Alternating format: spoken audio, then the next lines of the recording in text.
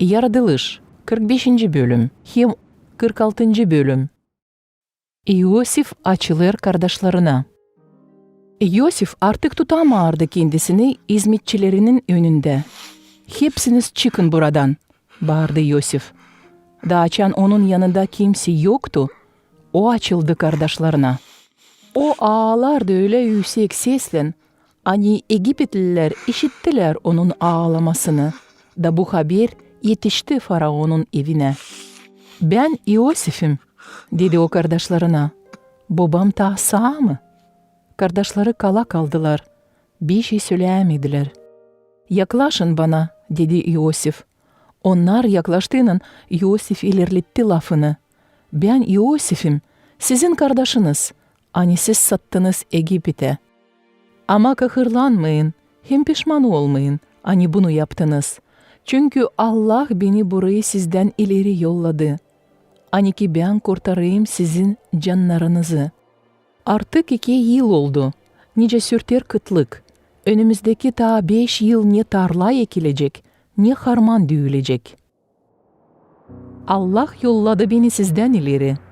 Hani ki yeryüzünde soyunuzu bırakma, hem büyük kurtuluşla canınızı koruma dini. Değil siz, ama Allah yolladı beni burayı. Da yaptı öyle, hani ben olayım Faraon'a nasihatçı, hem onun evine bakıcı, hem bütün Egipet toprağına önderici.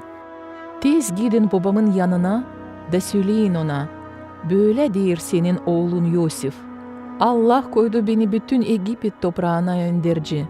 Oyalanma, gel benim yanıma. Sen yerleşeceğin Goşen bölgesinde de bana yakın olursun.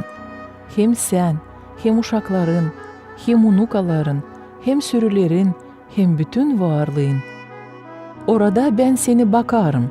Hani ki ne sen, ne senin evlat boyların, ne senin hayvanların yoksulluk çekmesin. Çünkü kıtlık ta 5 yıl sürtecek. Şimdi siz kendi gözlerinizle görürsünüz. Hem siz, hem benim kardeşim Benyamin. Hani halizden sizinle ben laf ederim. Anladın babama, hani ben Egipt'te anılmış adamım. Anladın hepsini ne gördünüz burada. Hem babamı ta tez buraya getirin. Iosif sarmaştı Benyamin kardeşine da girişti ağlama. Benyamin de ağlayarak ona sarmaştı. Iosif ağlayarak öptü hepsi kardeşlerini. Sonra kardeşleri giriştiler onunla laf etmeye. Açan Faraon'un evine yetişti haber. Hani geldiler Iosif'in kardeşleri. Faraon hem onun adamları sevindiler buna. Faraon Iosif'e böyle dedi. "Söyle kardeşlerine ökledip eşeklerini gitsinler Hanaan toprağına. Da getirsinler burayı babanızı hem evdiklerinizi. Ben vereceğim size Egipt'in en iyi topraklarını. Bu toprağın kaymağını yiyeceğiniz. Söyle alsınlar Egipt'ten arabaları, uşaklarını hem karılarını getirmediğini. Hem babanızı getirin. Orada kalan varlığınıza canınız acımasın. Niçin ki en iyi işler ne varsa Egipet toprağında sizin olacak." İsrail'in oğulları böyle de yaptılar. Nasıl buyurdu Faraon, Iosif verdi onlara araba hem yola imelik, hem de hepsine birer kat yeni ruba. Benyamin'e o verdi 300 gümüş, hem 5 kat yeni ruba.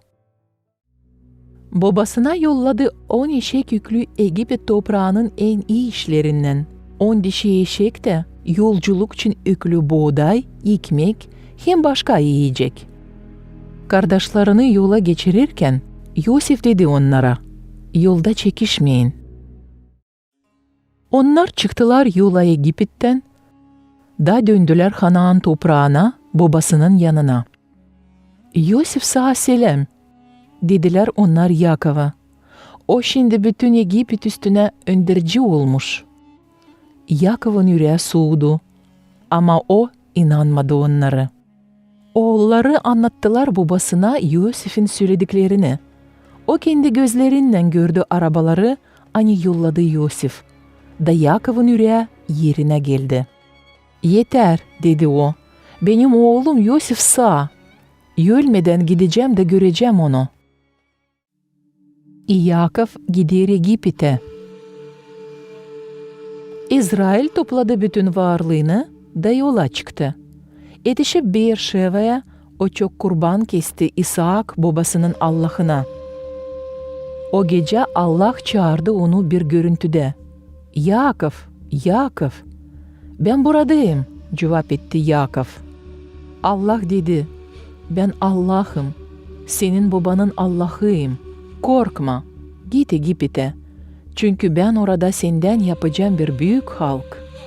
Ben gideceğim seninle Egipt'e. Hem kendim senin evlatlarını oradan geri çıkaracağım. Açan gelecek vakit ölesin. Yusuf kendi elinle senin gözlerini kapayacak. Da Yakov çıktı Beerşeva'dan. Arabalarda hani onlara verdiydi Faraon, İsrail'in oğulları götürerler Yakov'u, uşakları hem karıları. Yönü sonra onlar haydarlar sürülerini hem Kanaan toprağında bütün kazandıklarını. Böylece Yakov kendi evlatlarından geçti Egipt'e. Oğullarını, kızlarını, unukalarını, bütün soy silsilesini o geçirdi Egipt'e. Yakov Egipt'te. Yakov yönü sonra yolladı Yuda'yı, hani ki o göstersin Goşen yolunu. Açan onlar geldiler Goşen'e, Yusuf hazırladı faytonunu da gitti Goşen'e babasını karşılama. Görüp babasını, o sarmaştı ona da uzun uzun ağladı.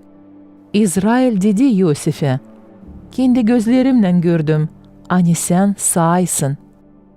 Şimdi var nasıl öleyim.